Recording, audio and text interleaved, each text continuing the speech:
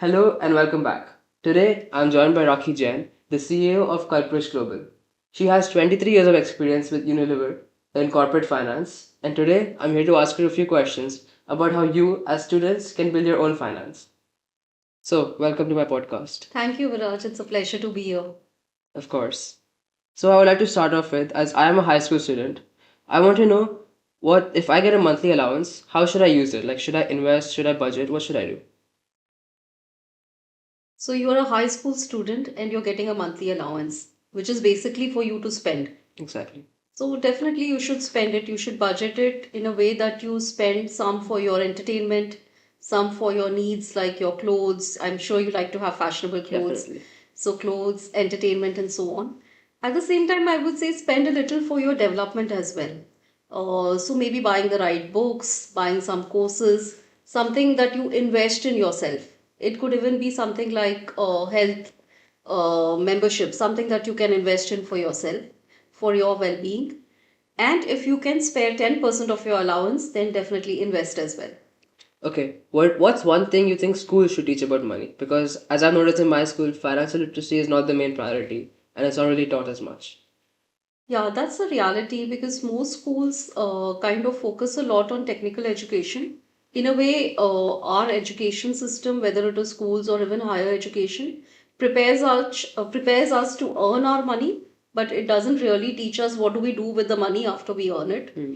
So I think definitely the education system should change and try to incorporate concepts about how do we then manage our money after we've earned it, whether it is the importance of saving, importance of budgeting, or even the importance of investing. So concepts like understanding risk, understanding return, different types of asset classes, asset allocation, very important concepts like power of compounding. So these are some basic concepts which should be taught to students at a very young age so that they can understand that and which helps them to take the right decisions in their life. Okay. Do you think it should be a mandated subject in school, like how it's maths and science? Um, See, everyone at some point of time is going to manage money, even if they're not earning it. Money is important for everyone. So everyone is spending money, most people will also earn money. So therefore, why should it not be a mandated subject? Okay. It's an important life skill. Yeah, it is. So, what's one rule that you'd give to every teenager right now that is extremely important? If you're a teenager right now, I would say be curious. Like in every other subject, I'm sure you learn about curiosity, learning. You're taught how to self study, be curious, and go into the depth of the subject. So even for money and finances, even if it's not your core subject, just be curious about how money works. What is the history of money? Okay. What are the different economics booms and busts that the world has gone through? What are the different currencies? What have rich people done differently than people who have not done so well? How have some companies gone bust? How have some companies done really well? So I would just say be very curious and learn about money and how the world of money operates. Okay. Personally, coming a little bit personally, I would also say at this age, be careful not to get into any self destructive habits, whether it is smoking, vaping, or even drinking, or even late nights, Yeah. too many late nights, Yeah. or things like online gaming, gambling. These are absolute no-nos. Okay. So stay away from them. Okay. So, moving on from high school, once one moves out from high school, what's the biggest step up from college? What's the biggest change that one goes through? If you're moving away from high school and changing your country or even changing your city or changing your residence such that you are now going to live independently, then it's a big change. Okay. Because so far you were living in a very protected environment, Yeah. where a lot of your routine was set or facilitated by your parents and by others. Yeah. And even school in a way is much more structured place of Yeah. learning. But if you're now stepping out into college in a different place of residence and you're going to managing a lot of your routine for yourself, then it is definitely a big change. You're going to learn a lot more independence. You're going to have to pick up a lot more different habits from what you had from till now. So I think from a money perspective, the most important skill right now maybe for you to learn would be budgeting, Okay. because though you're not yet earning, you will start now spending a lot more and be responsible for your own day to day expenses. So possibly budgeting, I would say, is something for you to learn. So in one of my videos, I talked about the 50-30-20 framework. Do you know about it? Do you want to expand on that a bit? No, could you explain what that Okay. means? So basically, 50-30-20 framework is basically the amount of income you're getting. 50% should be allocated for your needs, such as your shelter, your food, your education. 30% should be for your wants, such as entertainment, going out, having fun. And 20% should be for saving and investing. So Okay. do you think this is essential, or do you think there can be some other frameworks? No, it's a very interesting framework, but I would say, it could vary from person to person, depending on, what your budget is. Some at this age, like if you're a student who's just getting into college, most likely you're not earning anything. Yeah. Yeah. Your parents are going to be giving you your allowances. So you might have a certain budget in which you have to manage all your allowances, all your spends. So I would say the whether you're able to spend 50% on essentials or it is much higher depends on your own personal situation. I would say the important thing here would be to try and think about what the big heads of your expenses would be. Say, the essentials first. So Yeah. let's if we come to the essentials, That's like the say, rent. yeah, rent. Yeah, your accommodation would be the biggest expense. So and this is usually a decision you take at the beginning of the year, and then you get locked in for the full year. So these are some things that you need to understand the different heads of expense and budget for them depending on the reality of where you're going.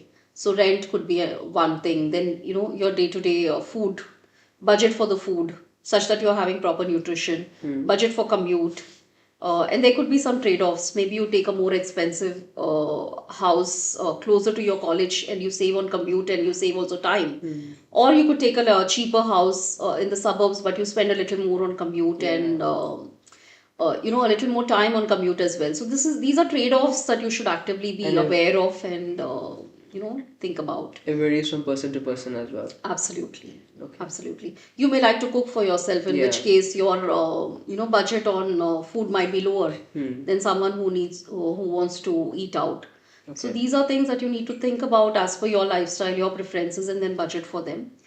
Um, yeah, but definitely needs first. Wants depends on what you negotiate as an allowance from with your parents, right? Okay.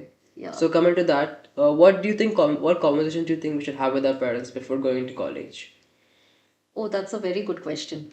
So I think this is where, honesty is really important and transparency is important. So you might have certain expectations on what you want to do in college, and your parents might have certain expectations on what they want to do. So I think having an honest conversation here is really important. And the money bit kind of flows in as an outcome. So if you have an expectation that you're going to spend a lot more on eating out, on partying, or traveling, but your parents don't have that kind of budget, then it is a conversation to have on striking the middle path. So I think having being honest, being transparent is really important here, and having understanding expectations of each other so that you can arrive at a middle path is important. And this is not a conversation you have one time; it is a continuing conversation, Of course. depending on how things pan out. And let's say, what if your parents aren't giving you as much as you want or as much as you expected?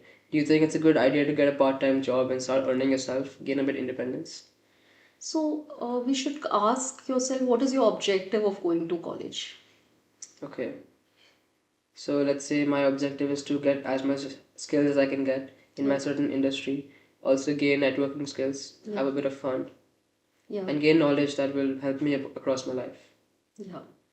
But you have limited time, Yeah. and you want to do well at college so that you also get enough opportunities after you pass out. You also want to, probably do some courses outside of college. So, given that you have limited time, for you to think that if you do a part-time job just for earning money, is that the right decision for you or not?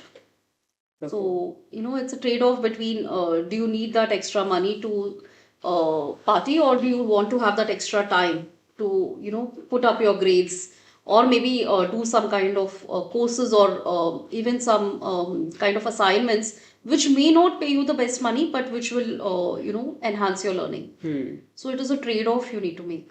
Okay. Makes sense. Yeah. So if I'm not earning yet, like if I'm not doing a part-time job, do you think it's too early to start investing, like even a bit from the monthly allowance you get from your parents? It's never too early to start investing. You should aim to at least put aside 10% Okay. of what you earn. Because if you do that, it's a habit you build. Hmm. It's a habit you build of, I think, staying within within your boundaries of your spend. Whatever allowance you get, it doesn't matter. The amount doesn't matter. If you can learn to stay within, say, for example, 90% of that, and start saving 10%, that's a habit you're building. That's a skill Okay. you're developing. That's a muscle you're developing, Hmm. which will be helpful in later life. Okay. That makes sense. Yeah. So finally, to close off, Yeah. what's one money habit at 18 that one should build that will have the most input, that will last them their entire life? So I already mentioned about what you should not do, what you should stay away from, Hmm. all kind of self-destructive habits. So stay away from those. And one habit that you could build at this time would be, like I said, getting into the habit of saving a part of your income, whatever, however small it may be. That would be really helpful. You could also start investing, though as a student, your options are limited. You could maybe Hmm. take help from your parents to invest in the right platforms and right assets and so on. So take help from your parents, but maybe start investing a little bit in your name, even if it's fixed deposit, even if it's a little bit of gold, a few stocks. That's very good at this age, just for you to learn. Okay. Yeah. Okay. I think that should wrap up our session. Thank you so much for joining us today, and we hope you guys learned something. And yeah, thank you so much. Thank you so much, Viraj. It was Of an course. absolute pleasure. It Yeah. was.